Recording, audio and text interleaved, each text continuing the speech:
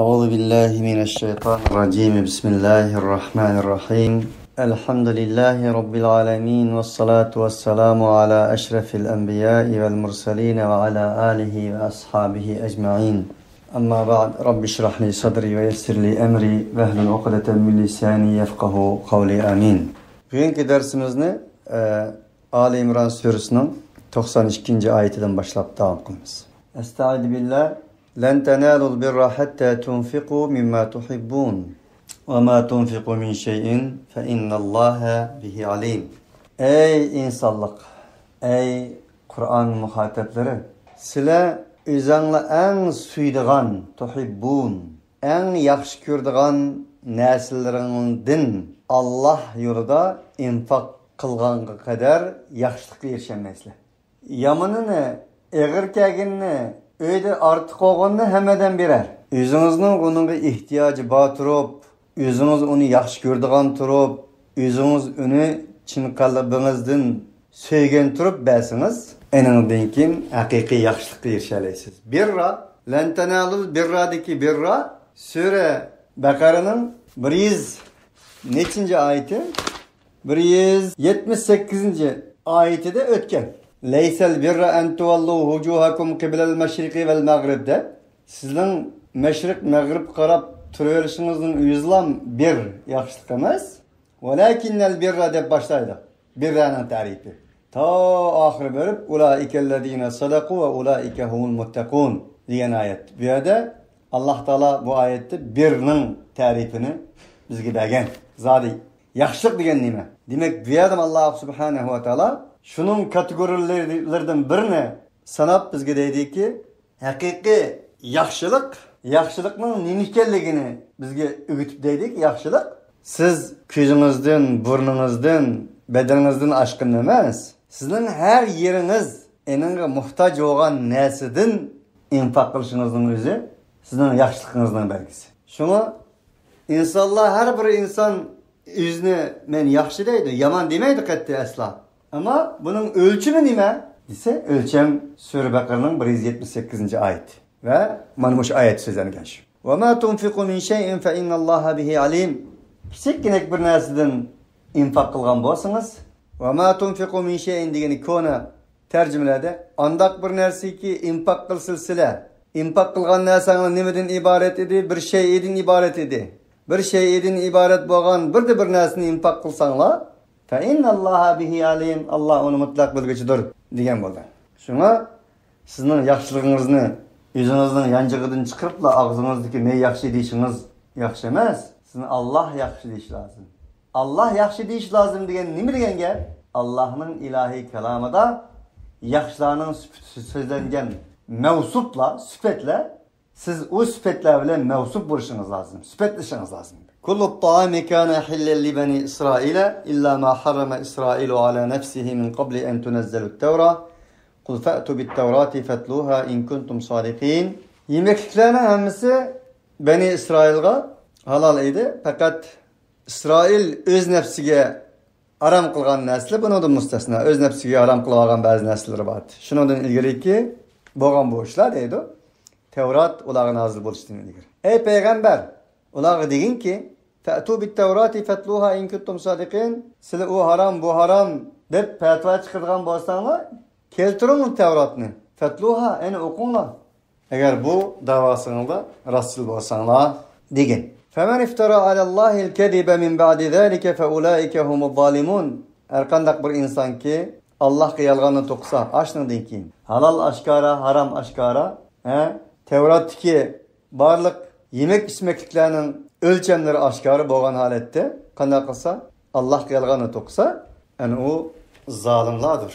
Kul sadakallahu fettabi'u millete İbrahim'e hanifen ve ma kana minel müşrikin. Ey peygamber, deyin ki sadakallah, Allah rastçıldır. Rastçılık Allah Subhanahu ve Taala'nın fütüzatisidir. Mutlak rast sözlüdür Allah. Ondaq da fettebi'u millete İbrahim'e hanife ve ma kana minel müşrikin. Ey insanlık, sizler İbrahim'nin milletine erişinler. İbrahim Hanefi idi. Hak doğru yolda idi. O müşriklerden emas idi. Bizden Bugünkü gündeki örf adetimizdeki millet labzi hem hata, millet hukmi hem hata. To'g'risi qaysi deganda millet Qur'oniy bir kelime bulup, Qur'oniy bir labzi bulup, millet deganning ma'nosi din, e'tiqod degan ma'noda. Bizning odamlarimiz buni İbrahimning milleti deman deb ba'zi milletchilarning achchig'ini keltirib, sening otang, dadang arab meti deb ayaliga apirib, o'ttirdi kirsiz chiqadigan ishlar mavjud. Nima uchun? Labzi xato bo'lgandan keyin uning natijasi ham xato bo'lgan. Chunki o'lcham xato. Siz men o'zim yaxshi odam debsiz, ammo sizning yaxshiligingiz jim to'ro'zi mezoningizning tashlari o'ynab ketgan bo'lsa, men yaxshi deb turib 20 kilo narsani tassangiz 20 kilo kelmaydi u. Sizning yaxshiligingiz ayrı. Ammo o'lcham ham yaxshi bo'lish lozimki, natija yaxshi bo'lsin. Uning uchun bu yerdagi millet aqida din ma'nosida. Qur'oni Karimda 5 dan ortiq yerda İbrahimning millatiga ergishinglar, İbrahimning e'tiqodiga ergishinglar deyiladi. Bu yerda İbrahim alayhissalatu vassalamning bir tavhid otisi ekanligi, tavhid obidasi, tavhid ustozi, tavhid muallimi ekanligi doim o'tirib qo'yilmoqda. Nima uchun? Muhammed alayhissalatu vassalamni inkor qilgan Yahudilar bo'lsin, Xristianlar bo'lsin, shu yerdagi mushriklar bo'lsin, ularning bir o'rtaq simvoli bor edi. E'tirof qildilar. Kim edi u? İbrahim alayhissalatu vassalamdi. Hamiz İbrahim alayhissalatu vassalamni e'tirof qiladi. Hech bo'lmagan chaqda İbrahim alayhissalatu vassalamning bashariyatning otasi ekanligini e'tirof qiladi. Ammo İbrahim alayhissalatu vassalamning yo'llarini o'zgartgan bo'lsa-mu garchi. Uning uchun Beytullohni tavaf qiladi, hajlarni sug'ratdi, shuna o'xshash ibodatlarni qiladi. O'zi uni ibodat deb qiladi, din deb e'tirof qiladi, e'tiqod qiladi. Sizlar shuni demoqchiki Alloh, ey mushriklar bo'langlar, xristianlar bo'langlar, yahudilar bo'langlar, sizlarning o'rtaq bir simvol bor, bir yakilalaydigan. U bo'lsin İbrahim. Madamiki shundaq iddaoda muddaosinglar to'g'ri bo'lgan bo'lsa, meni İbrahimga ergishinglar. Ammo sizlarning iddiangdiki, ishchingdagi muddao maqsad boshqa. Bahonachisizlar. İnne evvele beytin vudi'a lin-nasi allazi bi Bekkete mubaraken ve huden lil-alamin. Allah subhanahu wa taala ilgirde bütün üzlük insaniyet dünyası enin sayısıga, enin aksıga kiralaydigan insanlarını birleştireleydigan bir insani simvol İbrahim aleyhissalatu vesselam'dan ibaret. Bunu zikir kılgandan keyin bütün üzlük insanlarını bir yerge etkilalaydigan İbrahim aleyhissalatu vesselam'ның emgikini bayan kılmakta. Ve demektir ki İnne evvele beytin vudi'a lin-nasi allazi bi Bekkete mubareken ve huden lil-alamin. Hakikaten insaniyet için yer şarida qo'yilgan uyning birincisi, en evveli elbette bir uydur ki Bekke'deki. Bekke degeni Mekke degan gap. Burungi tillarda Bekke deb ataladi ekan. Shuni Alloh subhanahu va taolo o'zgartmay bir Bekke. Muborakdir bu zamin va bo'lgan bo'lsa lil alamin, olamlarga hidoyatdir. Demak, bütün yüzlük bashariyat dunyosining o'zgarmas qimmat qarashlarining simvollarning jug'langan bir coğrafiyalik zemin. Adem aleyhissalatu vesselam bilan Havva anning Arafatda tağda şeyge nazil bo'lganligi tushganligi, eningdan keyin Muzdalifada uchrashganligi, ash atroflarda turganligi, İsmail aleyhissalatu vesselamning hijratining shu yerga bo'lganligi, İbrahim aleyhissalatu vesselamning o'g'li İsmailni Minada qurbonlik qilishda shu yerda pichoq qo'yganligi, eningdan keyin İbrahim aleyhissalatu vesselam bilan İsmail aleyhissalatu vesselamning Hacer anamızdaki Cug'an Safa sayisi, İbrahim bilan İsmail aleyhissalatu vesselam ikkisininki amgiki u yerda Beytullah'tan ibaret mana Allah müşahede etgan bütün özlük insaniyetinin medeniyet miraslarini bir yerge etkileyleydigan bir ibadet xanni bir yerge etkilişi mana bu insaniyet tarihinin beşeriyetinin medeni mirası bir yerge kilingen bir urun. Bu Allah için Allah Teala mana bu Bekke'ni insanlar için, alemler için bir yol belgesi, yol haritası, doğru yol kompas kılıp bekittir deyil Allah. Huden lil alemin. Fihi ayatun beyinatun makamu İbrahim. Mana onun da uçuk aşkara ayetler var. O ayetlerinin biri şu ki İbrahim aleyhissalatu vesselam'ның makamıdır. Makamı İbrahim. İbrahim aleyhissalatu vesselam Allah subhanahu wa ta'ala'nın emri ilahisi olan oğlu İsmail olan Beytullah'ını bina qilgan vaqtning o'zida uni desep turib, hozirgidek lift, mashinalar, shunga o'xshash qurilish aslahalari bo'lmaganligi uchun ibrohim alayhissalatu vassalam uni desep turib qish qo'ygan bugungi kundagi iskalaning o'rnida ishlatgan bir tash mana bugun haramga borgan insonlar uni ko'rdi u yerda ikki rakat namoz o'qishning o'zi sunnat. Payg'ambar alayhissalatu vassalamning davridami ba'zi rivoyatlarda uni Beytullahning bir temir ishlatganligi rivoyat qilindi. Hazrat Umar radhiyallohu anhu'ningki vaqti kelgan chog'da insonlar tavhidga bo'lgan e'tiqodi ojiz bo'lganligi uchun Umar radhiyallohu anhu nurg'un islohot, mujaddid, ya'ni tejdidiy faali harakatlar bilan shug'ullangan. Buning birisi mesela Maqam-ı İbrahim degan bu taşni Beytullahning ichidan olib bir yoqqa ep qo'yganligi rivoyat qilindi. Shuning birisi mesela Bayat-ı Rizvan deymiz. Payg'ambar alayhissalatu vassalam bilan 240 kişi bir daraxtning ostida. Laqad radiyallahu anil mu'minina id yubay'unaka tahta ash-shajarati fa'alima ma fi qulubihim fa'anzala as-sakinata alayhim wa athabahum fathan qariba. Inna fatahna zikr qilindi bu Bayat-ı Rizvan deyiladi. 240 kişinin Muhammed aleyhissalatu vesselam'ın bir daraxtning ostida tevhid yo'lida yurishga, uning uchun barlig'ini qurban qilishga, bu yo'lda Muhammed aleyhissalatu vesselam'ga ergishishga bayat qilgan. Bayat-ı Rizvan daraxtning ostida. Shu daraxtning ostida mu'minlardan sana bayat qilgan bu mu'minlardan Allah razı oldu deydi Allah. Laqad radiyallah. Bu qiyomat qadar shunda.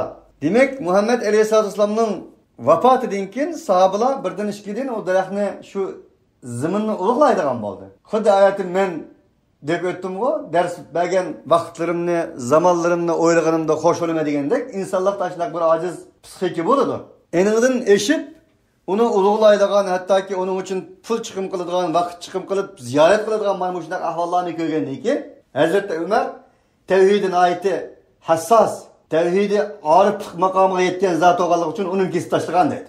Uning uchun tavhid insonning qalbida Allah'tan başqaga hürmet bildirmeydigan. Allah'a bildirdigan hürmetni, sevgi muhabbetni Allah'tan başqaga bermeydigan bir kalbi kütürüp his tuyg'u bilan yurishning o'zi tavhiddir. Bu mavzuda so'zlasak, sahobalarning acayip rollarini bilalaymiz. Masalan, buning birisi Ayşe anamiz tuhmat kuchtirgan chaqda Payg'ambar alayhissalatu vassalamni inson bo'lganligi uchun bilinmay, Hazrat Abu Bakrnikiga gapirib qo'ydi. 40 kungacha vahiy tushmay birsiga o'mishib Muhammed aleyhissalatu vesselam'ı berib salom qilib bo'lmasa qapig'ini tüymagan chiroyini ochmagan asta yenib keladi, undan keyin vahiy tushadi. Vahiy tushgandan keyin Ayşe anamizni Alloh subhanahu va taolo poklaydi. Poklagan chog'da Hazrat Umar ko'zlaridan tiramlab yosh oqqan holatda Payg'ambar aleyhissalatu vesselam'ga hurmat bildirdi, qo'pidi, o'rnidan rahmat deydi falan. Ama Hazrat Ayşe çünkü o'rnimni qo'pmayib turdi jim. Elhamdülillah meni poklagan Allah kanısına olsun. Hazreti Ebu Bekir deydi ki, qop bunda qilma. Peygamberge salam qilgan kim deb salam qilmay, salam qilsam, hurmat qilsam Allohni qilaman. Allah bir narsa demisi 40 kundan bana salam qilmagan Muhammed shuga degan dedi-da, bizning tilimizdan da. Men aytaylik, zag'ir til deb turatim sizlarga. Bu nimaniki o'stidi? Haşa ve kella Ayşe anamiz qatti Muhammed aleyhissalatu hurmatsizlik qildigan. Muhammed aleyhissalatu vesselam'ga Peygamberning qadrini bilmaydigan bunda bir zot emas. Ayşe anamiz muallim, mujaddid, mufassir, minglagan mu'minlarning onasi Allah Taala tarafidan bekitilgan. Onundan sırt minglagan insonlarga din, iman, tavhid darsini o'rgatgan bir xonim, onamiz. Demak, o'rni kelgan chaqda navbat nimani qadrlaydigan bo'lsa, bu bir tavhid. 40 kundan beri Allah Taala mening Robbim menga oyat nozil qilmaganda, menga tez salom qilgan Muhammadni nima deb bakaga hürmetlenmen diyeligende tevhid bu. Ve aynı zamanda Abdurrahman ibn Avf Muhammed aleyhissalatu vesselam'dan keyin kunlarning birida hozir bizning tilimizda 10 milyon dolar Ramazonda zakat sadaqa berdi Ayşe anamizga. Ayşe anamiz peshin bilan bergan bu pulni iftorgacha taqt pula qo'yib, ya'ni iftordan burun Hazreti Bilal chiqirdi yanaga. Abdurrahmanning qishig'i bag'i pul olsa yana bersinmi, ehtiyoji valla jiq degandan keyin Abdurrahman ibn Avf fikr deb soldi. Voy tek bir 5-6 saat bo'ldi inson da.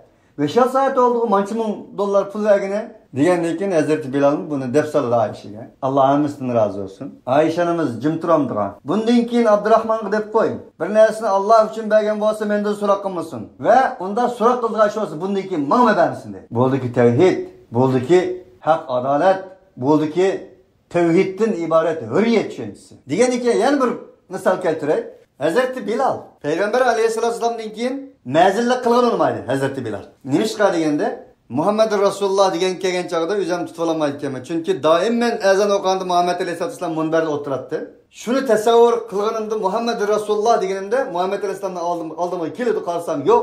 Shuni o'zim tutib olmaydi ekanman bu azonlikni. Azonni o'qimay, muazzinlikni qilmayman degandan keyin sahobalar baribir Bilalning Muhammed alayhissalomning nazdida tanlagan.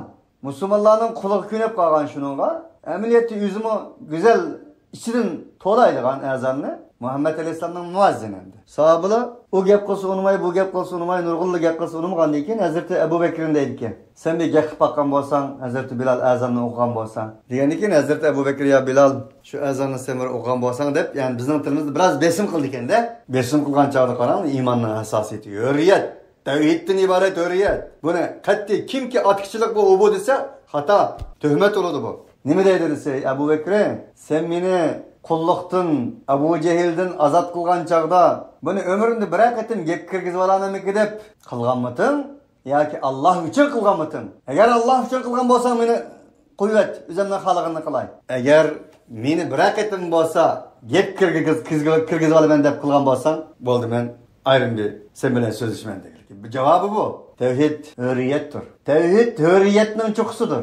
Men doim tavhid deganimda tavhid hurriyatdir deb qo'shib qo'yganimning ma'nosi, ifodasi budur ki, hech ma'nosiz bikaga qo'shib qo'yganim yo'qdir. Uning uchun Alloh subhanahu va taolo bu yerda oyatning o'ziga kelsak, ey insonlar, sizlarni bir yerga olib kela oladigan bir simullar u bo'lsin Baytulloh.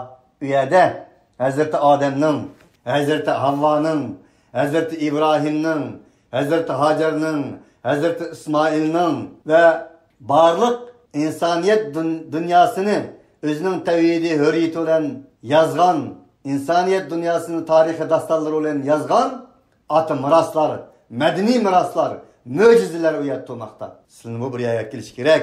Va man dakhalahu kana amina. Har qanday bir insonki u Baytullohga kirsa, kana amina, u amin bo'ldi. İnsonga amin bo'ldi aslında.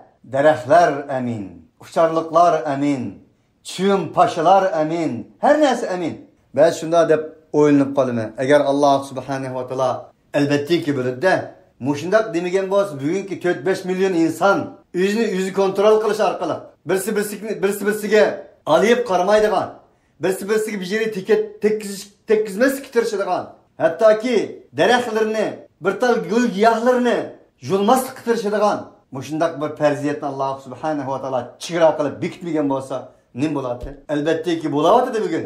Nima uchun?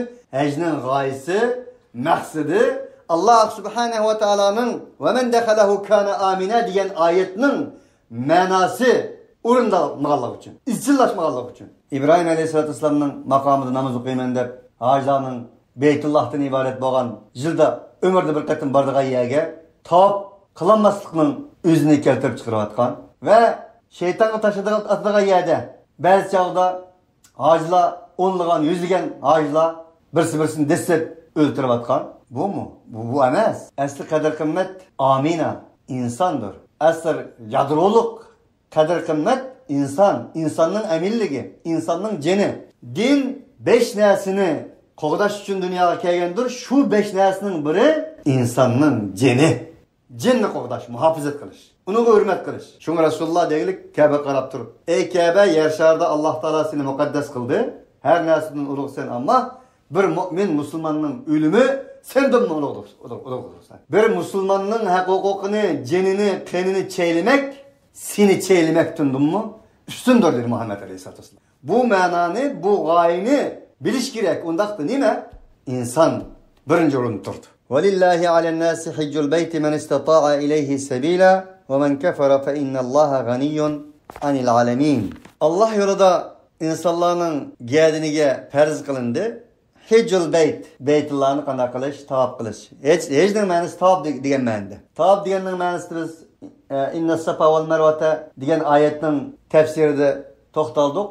Va-taifina val-qaimina var-ruk'a'is sujud vel-akifina var-ruk'a'is sujud degan oyatlarda ham. Yani insan Allah subhanahu va taoloning mutlaq büyük zat ekanligini, o'zining kichik bir inson ekanligini Allohga bo'lgan muhabbatini, Allohga bo'lgan sevgisini, Allohga bo'lgan qulchiligini labbayk deyish orqali quloqlarini tutib, xuddi o'zini o't tashlaydigan parvonlarga o'xshash, o'tning atrofida aylangandek Ka'bullohning atrofida sen ey Rabbimiz büyüksen, ilahi büyüksen, büyük. Biz bo'lsak sening oldingda eng bir kichik sening xizmatingga tayyorman deyish orqali tavob qilishning o'zini tavob deganmiz. Shu bu yerda hajjul bayt hejning ma'nosi bu tavob degan ma'noda. Alloh subhanahu va taoloning baytini tavob qilib hej qilishning o'zi alan nasi insonlarga nisbatan nima farz deydi. Alloh taolo oyadimi inna awwala baytin wudi'a lin-nas dedi. Lil muslimin demedi. İnsaniyetning uyi, insoniyatning mirosi. Uning uchun uningga hech bir inson oti mirosi shaklida ega bo'lmasligi kerak, miros sifatida chitlanmasligi kerak, uni monopol qilolmasligi lozim. Chunki u insoniyatning qimmat qarshi, insoniyatning madaniy meroslari bir yerga kelgan, shu orqali insoniyatni to'g'ri yo'lga yetaklaydigan bir kompasdir. To'g'ri yo'l kompasi. Kimga haj farz desa, man istata'a ilayhi sabila, kimki u hej qilishga yo'lni topgan bo'lsa. Yo'l topgan bo'lsa deganning o'zini bugungi kunda bizning madaniyatlarimizda puli bo'lgan bo'lsa, puli bo'lganlarga farz, puli yo'qlarga. Unda qo'z kambag'al bo'lish, kambag'alning o'zining jinoyatimi u? Endan keyin ayni baylarga hurmat qiladigan, baylarni kambag'allar ustidan ustul bir sinib ko'rsatadigan iddiyaga yo'l ochadigan bir xil ko'z qarash. Bu yerda Alloh taolo puling olsa demadi, yo'ling olsa dedi. Qanday chaqda, qayerdan, qaysi bir usullar bilan yo'l topa olsam, shu yerga borsam bo'ladi dedi. Va men kafara fa innalloha g'aniyyun 'anil 'alamin, kimki Alloh subhanahu va taolo mana mushunchalik hujjatlarni, dalillarni keltirgandan keyin uni tuzkurlik qilsa, kafir bo'lsa, Alloh olamlardan behojatdir. Sizlarning avvalinglar, oxiringlar, insoninglar, jinninglar, malaikanglar, shaytoninglar hammasi bir payg'ambarga o'xshash bo'lib ketsa-mu, Hazreti İbrahim'dek bo'lib ketsa-mu, Alloh taolo undan behojat. Allohning Allohligiga hech narsa paydo etkazmaydi. Qo'shib qo'ymaydi. Hammanglar Fir'avnga o'xshash bo'lib ketgan taqdirdami, Allohning Allohligidan hech narsani kelmaydi. Sizlarning hammanglar bir tog'ning ustiga chiqib, Alloh subhanahu va taolodan so'rsanglar, avvalinglar, insoninglar, jinninglar, oxiringlar ta qiyomat qadar keldiringlar. Alloh taolo hammanglarga bersa, Alloh subhanahu va taoloning mulkidan faqat hech narsa kelmaydiki, lekin bir dengizga barmog'ingni solsanglar, endan keyin dengizdan barmog'ingni olsanglar, shuni qanchalik suv yuqqan bo'lsa, shunchalik kelmaydi degilik. Bu bizning aql tasavvurimizga yarasha deyilgan narsa hadis qudusiyda. Emas. Buni faqat nima uchun degan esa, insonlarning aqli idroki qabul qilsin uchun degan narsa. Allohga yo'qmi o'xshash, bormi o'xshash. Allohga maxfiymi o'xshash, oshkormi o'xshash. Ammo buning hammasi kim uchun?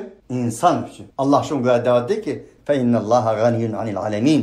Alloh subhanahu va taolo alemdin, ey inson sendin demedi, ey jin sendin demedi. Alemlerden bir hacet. Biz bilgen ve bilmeyen alemler. Kul ya ehlel kitabi lima tekfuruna bi ayatillahi vallahu şehidun ala ma ta'malun.